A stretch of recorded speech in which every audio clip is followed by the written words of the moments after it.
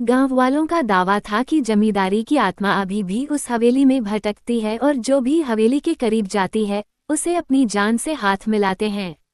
एक दिन गांव के 3 दोस्त रोहित, मीरा और करण ने उस हवेली के रहस्य का पता लगाने का निर्णय लिया। वे सब हवेली की गवाही पर शक करते थे और चुप थे कि यह सब सिर्फ अफवाहें हैं। रात के समय जब गांव में अंधेरा था और अंधेरा गहरा था, 3 दोस्तों ने हवेली की तरफ जाने का फैसला किया। जैसे ही वे हवेली के नजदीक थे, उन्हें वहां एक अजीब सा माहौल महसूस हुआ। हवेली के चारों ओर घुटने का धुंधलापन छाई हुई थी और निवेशकों ने उनके हवादार शरीर को कंपा रही थी। त्रिमूर्ति ने हवेली का दरवाजा खोला, जो चिरचिराते खुले। हवेली के अंदर घुप्प अंधेरा था और एक अजीब सी गंध वाली फोटो हुई थी।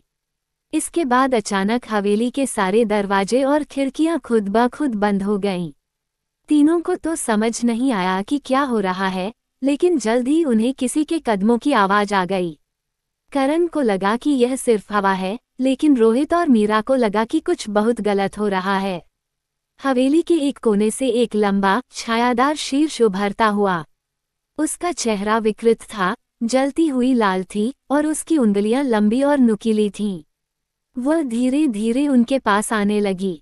रोहित ने जैसे ही गोलियों की कोशिश की, हवेली की दीवारों से भयानक चीखें निकालीं। मीरा ने अपने चैलेंज की कोशिश की, लेकिन चैलेंज भी काम नहीं कर पाई। करण ने दावा किया कि एक लकड़ी और उस भूतिया शिखर की ओर नकली है, लेकिन वह शीर्ष और बड़े भयानक हथियार उन पर झपटने लगी। 3 हवेली दोस्त के अंदर फंस गए थे और हर तरफ से भूतों का कहर टूटा था।